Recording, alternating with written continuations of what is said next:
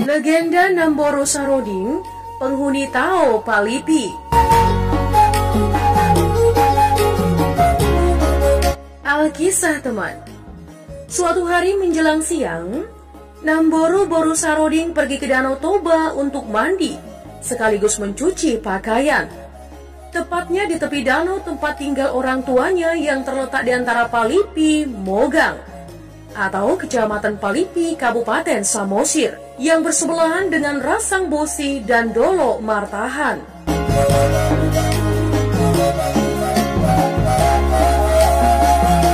Iya teman, Boru Saroding terkenal dengan kecantikannya. Konon pada zaman itu, Boru Saroding diklaim sebagai putri tercantik dari seluruh putri atau Boru Pandiangan. Karena kecantikannya, banyak pemuda yang datang dari kampung lain bahkan dari seberang Danau Toba untuk merayunya atau menandanginya. Akan tetapi tak seorang pun yang mampu menaklukkan hatinya, baik yang kaya maupun yang tampan. Pemuda yang datang pulang tanpa hasil. Namun pemuda-pemuda tersebut juga tidak merasa sakit hati, karena Boru Saroding menyambut mereka dengan sopan dan ramah.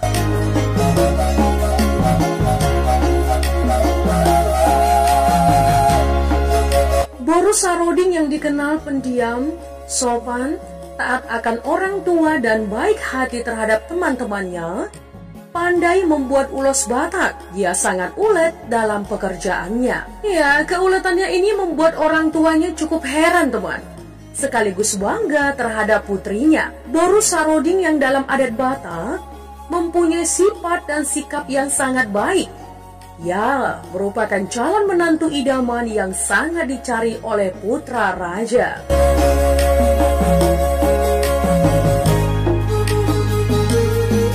Ketika Boru Saroding sedang mandi dan membilas rambutnya yang panjang dan indah di tepi Danau Toba, sebuah sampan yang ditumpangi seorang pemuda tampan dan berwibawa yang berdiri di atas sampan datang menghampiri Boru Saroding. Melihat pemuda yang mengenakan ulos Batak dan melihat tampangnya, Boru Saroding berpikir bahwa pemuda tersebut bukanlah seorang nelayan biasa seperti yang sering dilihat di sekitar pantai Danau Toba.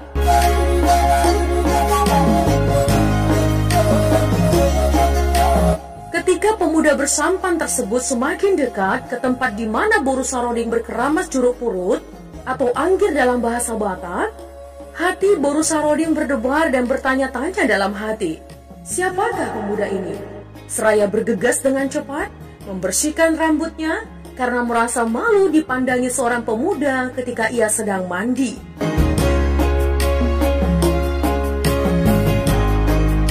Dengan bergegas, Boru Saroding pun selesai mandi dan beranjak dari pantai menuju kediaman orang tuanya. Akan tetapi teman, ketika Boru Saroding hendak melangkah, sang pemuda pun berkata kepada Boru Saroding, "Putri Raja, kenapa bergegas-gegas pulang?" tanya pemuda tersebut kepada Boru Saroding. Seketika langkah Boru Saroding pun terhenti karena terkejut dan seraya melirik ke arah pemuda yang memanggilnya. Pemuda ini tampan dan berwibawa ya, penilaian Boru Saroding dalam hatinya. Kebetulan masih banyak pekerjaan yang saya harus selesaikan di rumah kami, dalih Boru Saroding kepada pemuda tersebut. Si pemuda tampan dan berwibawa tersebut pun menghampiri Boru Saroding seraya memperkenalkan diri. Tempat asalnya dari Rasang Bosi atau Desa Sabulan, Kecamatan Sitio-Tio, yang disebut Ulu Darat kepada Boru Saroding. Dengan hormat, sang pemuda itu pun menyampaikan maksud dan tujuannya, sekaligus berniat agar Boru Saroding mau memperkenalkan pemuda tersebut kepada kedua orang tua Boru Saroding. Karena dari awal Boru Saroding melihat pemuda tersebut sudah terkesan dengan ketampanan dan kewibawaan sang pemuda, maka Saroding pun merasa senang dan menyetujui permohonan sang pemuda. Mereka pun bergegas berjalan bersama menuju rumah Boru Saroding.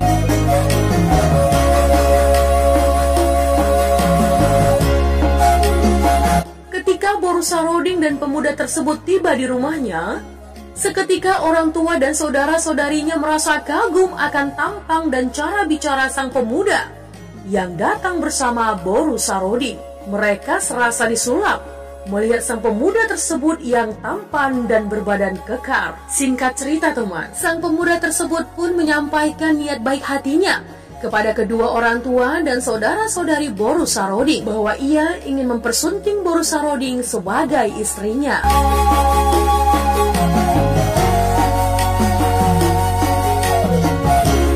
Guru Solandason atau ayah dari Boru Saroding meminta tanggapan dari putrinya Boru Saroding.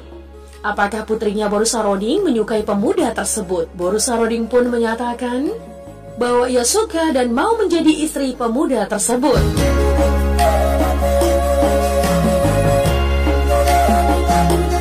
Tak lama kemudian, Guru Solandason memberitahukan kepada sanak saudaranya, dan selanjutnya pemuda tersebut dan Boru Saroding pun mendapat restu dari kedua orang tua Boru Saroding. Kemudian upacara adat pernikahan pun segera dilaksanakan di tempat tinggal Boru Saroding. Setelah acara adat selesai teman, mereka diberangkatkan menuju tempat di mana suami Boru Saroding tinggal. Mereka pun naik sampan menuju Rasang Bosi. Akan tetapi Boru Saroding sangat terkejut dikarenakan mereka begitu cepat sampai di sana. Boru Saroding pun semakin heran karena suaminya menceritakan tempat tinggalnya di atas gunung di tengah hutan, tombak ulu darat. Namun Boru Saroding tidak terlalu khawatir teman, karena ketika mereka berjalan melewati jurang yang dalam dan terjal, ditambah hutan yang begitu liar, sang suami menuntun langkahnya, memegang tangan Boru Saroding, sehingga Boru Saroding tak sedikit pun merasa lelah. Bahkan suaminya terlihat kuat tanpa keringat melewati daerah yang cukup melelahkan untuk dilalui.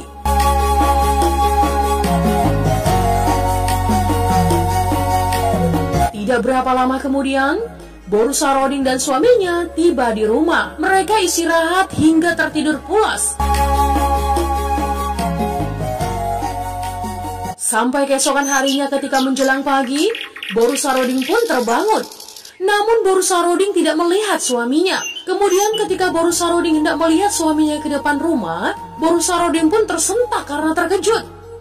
Dia melihat seekor ular berukuran sangat besar melintas di halaman depan rumah suaminya. Tiba-tiba dengan sangat tergesa-gesa, Boru Saroding menutup pintu rumah karena merasa sangat terkejut. Di mana Boru Saroding sebelumnya tidak pernah melihat ular yang berukuran sangat besar dan memiliki kepala yang tidak seperti kepala ular pada umumnya. Dengan rasa takut yang luar biasa dan rasa heran, Boru Saroding pun duduk diam terpaku di dalam rumah.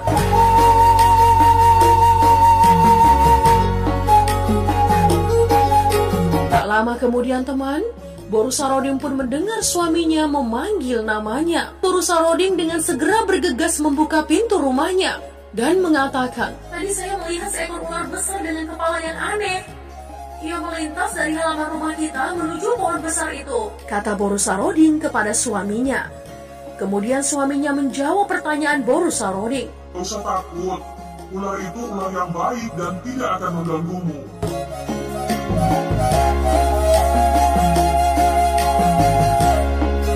Mereka menjalani dan melalui hari ke hari dengan kebahagiaan, karena suami Boru Saroding selalu memenuhi kebutuhan mereka tanpa kekurangan. Bahkan suami Boru Saroding cukup pintar menghibur Boru Saroding dengan canda dan tawa, serta memiliki perhatian dan kasih sayang yang begitu besar kepada Boru Saroding.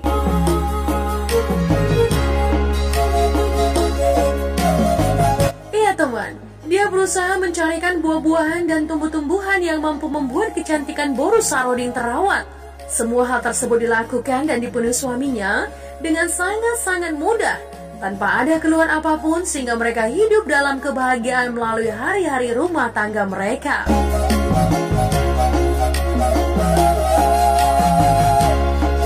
Akan tetapi teman, semakin lama Boru Saroding pun merasa heran terhadap cara hidup suaminya yang penuh kemudahan. Sehingga pada suatu hari tanpa sengaja, Boru Saroding melihat suaminya di bagian atas rumah, atau para-para dalam bahasa Batak, sedang berubah wujud menjadi seekor ular berukuran sangat besar, persis seperti ular yang pernah Boru Saroding lihat sebelumnya.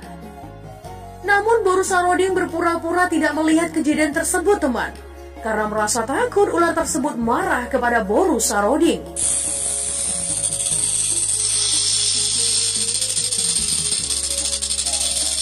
Boru Saroding merasa sangat terpukul dan merasa menyesal yang begitu mendalam.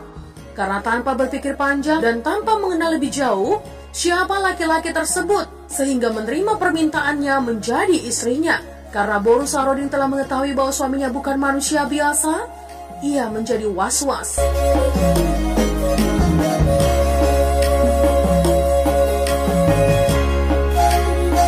Menjelang sore, suaminya pun kembali dari hutan membawa bekal berupa buah-buahan, daging rusa, dan burung. Kemudian Boru Saroding pun bergegas menyambut suaminya membawa hasil yang dibawa suaminya ke dapur untuk dimasak dan dijadikan makan malam. Setelah Boru Saroding selesai menyiapkan makan malam, mereka pun makan malam bersama di rumah yang berada di tengah hutan rimba tersebut di mana selama ini suaminya tinggal.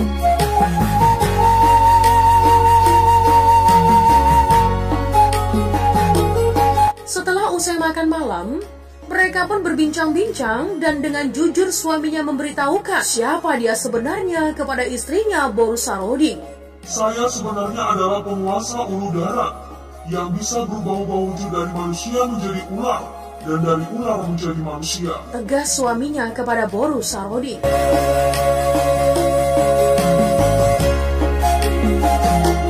Akan tetapi Boru Saroding cukup pintar menyembunyikan rasa takut dan penyesalan yang sangat dalam kepada suaminya. Boru Saroding hanya tersenyum kepada suaminya, sehingga suaminya merasa senang karena melihat istri Boru Saroding tidak terkejut atas pengakuannya yang jujur kepada Boru Saroding.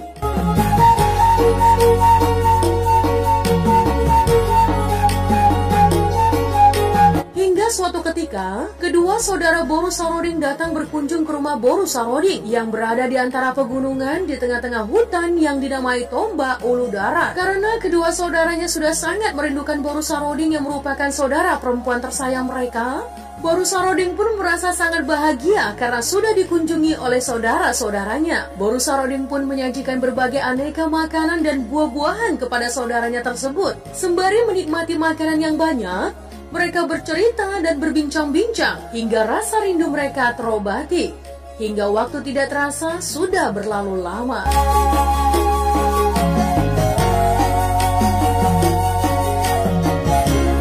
Senja pun tiba.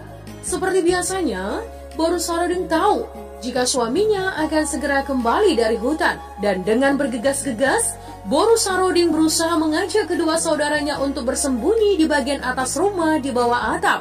Karena Boru Saroding sudah mendengar suara-suara bertanda suaminya akan datang. Karena Boru Saroding merasa ketakutan, di mana Boru Saroding tahu bahwa ular tersebut mau memakan manusia, kedua saudaranya pun bersembunyi agar tidak terlihat oleh suami Boru Saroding.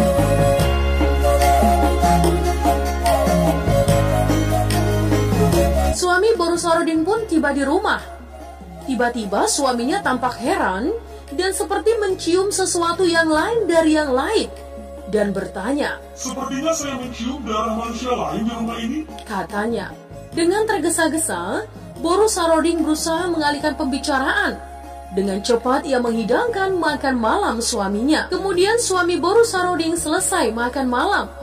Selanjutnya, Boru Saroding mengajak suaminya untuk beristirahat. Ketika mereka hendak beristirahat, suaminya sesekali dengan tampak wajah yang penuh curiga. Suami Boru Saroding bertanya, "Saya mencium ada orang lain di rumah ini," tanya suaminya kepada Boru Saroding. "Ah, sudahlah, itu hanya perasaanmu saja.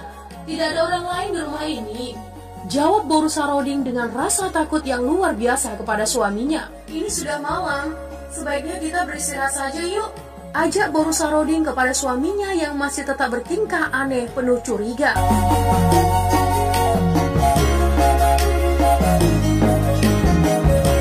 Ketika tidak tahan lagi Boru Saroding menyembunyikan rasa takutnya kepada suaminya, kemudian Boru Saroding pun memberitahukan keberadaan kedua saudaranya kepada suaminya. "Ampuni saya suamiku, karena aku telah membohongimu," kata Boru Saroding kepada suaminya. "Benar di rumah ini ada orang lain selain kita. Karena saya berpikir engkau akan marah jika engkau tahu saudara-saudaraku datang mengunjungi kita di tempat ini. Aku, Boru Saroding, dihantui rasa takut yang sangat besar kepada suaminya. Mereka datang karena sudah sangat rindu kepada kita, suamiku, kata Boru Saroding sambil memohon dan membujuk suaminya.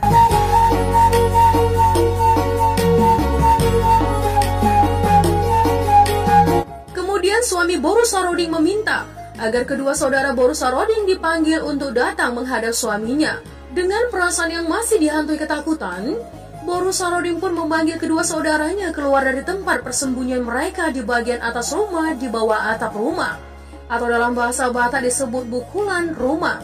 Kemudian kedua saudara Boru Saroding menghampiri suami Boru Saroding, seraya saling bersalaman.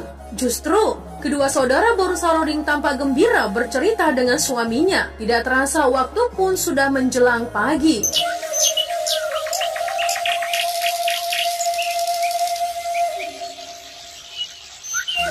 Setelah pagi hari tiba, kedua saudara Boru Saroding berniat untuk kembali ke Samosir. Sehingga kedua saudaranya memberitahu kepada Boru Saroding bahwa mereka akan kembali ke Samosir pagi ini juga.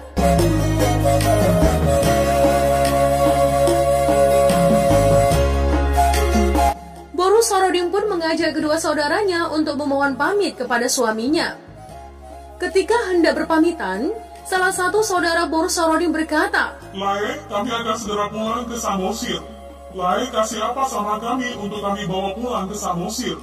Tanya saudara Boru Saroding kepada suami Boru Saroding. Terima kasih Lae, karena telah datang berkunjung ke sini. Jawab suami Boru Saroding kepada kedua saudaranya sambil memberikan 2 buah bingkisan yang dibalut kain dan diikat dengan tali kepada Pandiangan atau kedua saudara Boru Saroding, seraya berpesan, hanya saja ada syarat yang harus dipenuhi oleh Lae, kata suami Boru Saroding. Apa saja syaratnya Lae?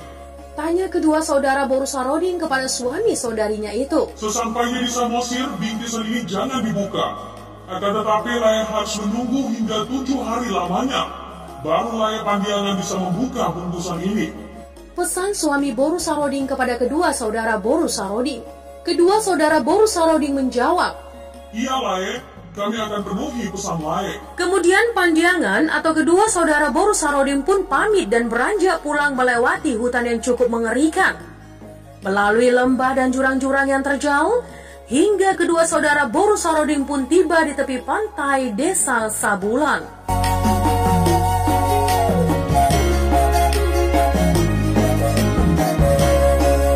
Selanjutnya teman, mereka menaiki sampan untuk menyeberang ke Pulau Samosir. Setelah mereka tiba di rumah masing-masing, di mana pada saat itu kedua saudara Boru Saroding atau Pandiangan sudah menikah dan tinggal di rumah bersama istrinya masing-masing. Mereka menceritakan perjalanan yang ditempuh kepada istri mereka masing-masing. Mereka menunjukkan bingkisan atau gajut yang mereka bawa kepada istrinya. Salah satu dari Pandiangan atau saudara Boru Saroding bersungut-sungut karena merasa kesal dengan hanya menerima bingkisan atau gajut kecil dari lainnya yang ia sudah bersusah payah mengunjungi Lae dan saudarinya di tengah hutan atas gunung Ulu Darat tersebut. Masa jauh-jauh dari Samosir ke Ulu Darat hanya dikasih bungkusan kecil kayak gini? Itu pun pakai syarat pula lagi, kata salah satu saudara Boru Saroding kepada istrinya. Pendek cerita, karena tidak sabar menunggu hari yang telah dipesankan oleh lainnya, ditambah rasa penasaran yang cukup besar, maka Pandiangan atau saudara Boru Saroding membuka bungkusan tersebut.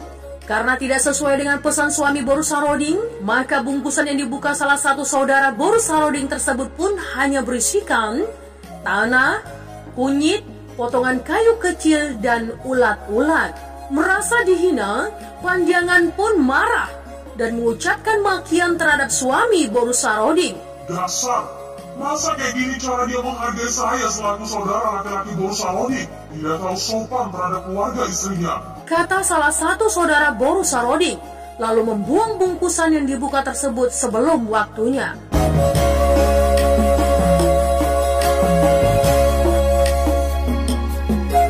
Kemudian Pandiangan membujuk dan mengajak adiknya Pandiangan paling bungsu untuk turut membuka bungkusan yang diberikan oleh lainnya tersebut.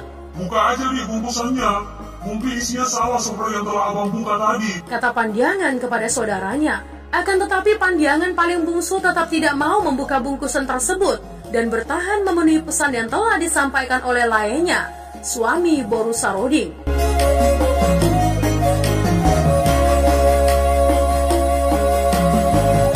Setelah hari ke-7 tiba, sesuai dengan pesan lainnya, maka Pandiangan paling bungsu pun membuka bungkusan tersebut. Dan ketika bungkusan tersebut dibuka, tiba-tiba keluar ulat-ulat yang jumlahnya sangat banyak dari bungkusan. Akan tetapi dalam hitungan beberapa detik, ulat-ulat yang tadinya keluar dari bungkusan tersebut berubah menjadi kerbau dan sapi dengan jumlah yang sangat banyak.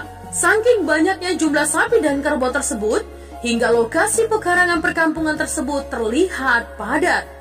Sementara kunyit yang keluar dari bungkusan tersebut berubah menjadi emas dengan jumlah yang cukup banyak, dan potongan kayu kecil berubah menjadi batang pohon yang memadati lokasi perkampungan Pandiangan paling bungsu.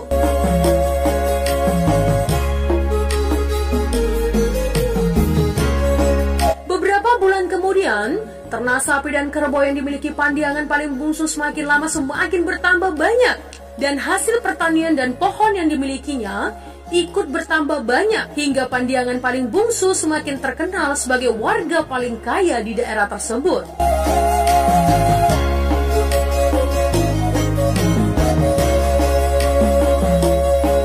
Setelah hampir setengah tahun kemudian, karena sudah sangat rindu akan kampung halamannya, terlebih-lebih kepada orang tua dan saudara-saudaranya di Samosir, maka Boru Saroding pun meminta izin kepada suaminya untuk diberikan kesempatan pulang ke kampung halaman. Ya, guna mengobati rasa rindunya tersebut. Suamiku, saya sudah rindu akan kampung halaman. Saudara-saudaraku, dan terlebih-lebih orang tuaku di Samosir. Izinkan saya menjenguk mereka, suamiku. Saya tidak akan lama-lama di sana, kata Boru Saroding kepada suaminya.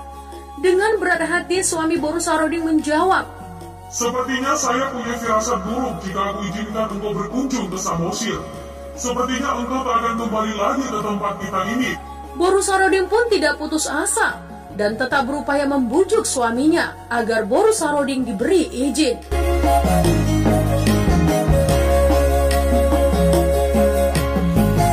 Suamiku, saya berjanji, jika engkau izinkan saya ke Samosir, saya akan pulang, karena saya tidak mungkin meninggalkan suamiku sendiri yang telah memberikan saya kebahagiaan dan telah memberikan aku kasih sayang.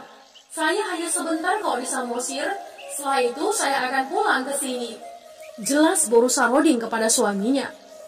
Karena Boru Saroding sudah memohon dan memberikan penjelasan yang cukup meyakinkan suaminya, maka suami Boru Saroding pun mengizinkan Boru Saroding untuk bertamu ke Samosir, tempat tinggal mertuanya. Sehingga suaminya mengantar Boru Saroding ke tempat pantai Danau Toba untuk menyeberangkan istrinya ke Samosir.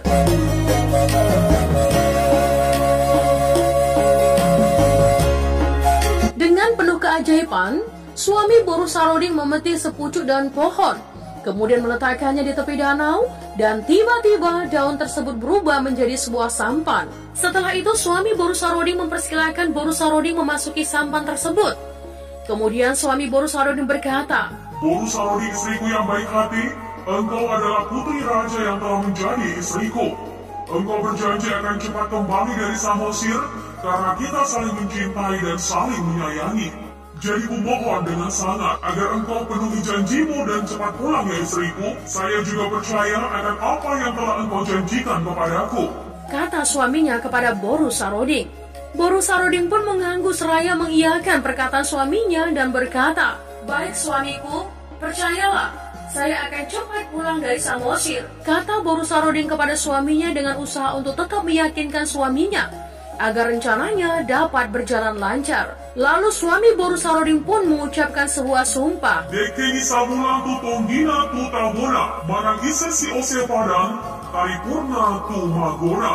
Dalam bahasa Indonesia teman, setiap orang yang ingkar janji atau sumpah, maka ia akan menanggung akibat buruknya.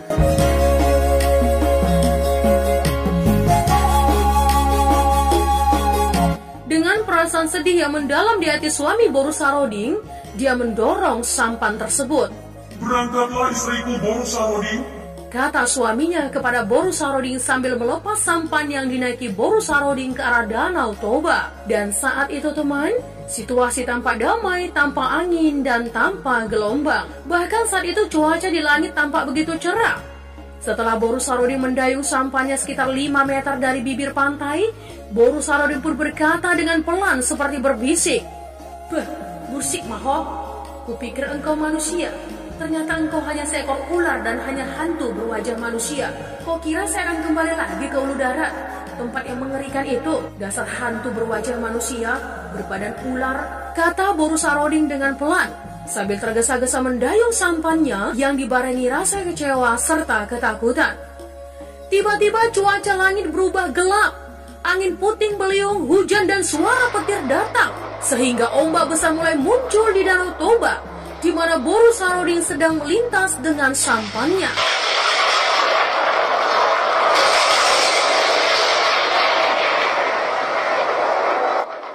Melihat situasi yang tiba-tiba berubah, Boru Saroding pun menjerit-jerit ketakutan dengan sekuat tenaga. Boru Saroding pun berupaya mengendalikan sampannya. Tiba-tiba muncul ombak yang sangat besar menuju Boru Saroding, sehingga Boru Saroding pun tak mampu mengendalikan sampan yang ditumpanginya. Boru Saroding dan sampannya ikut terseret gelombang besar tersebut. Tak lama kemudian, Boru Saroding pun hanyut di bawah arus air ke dasar Danau Toba.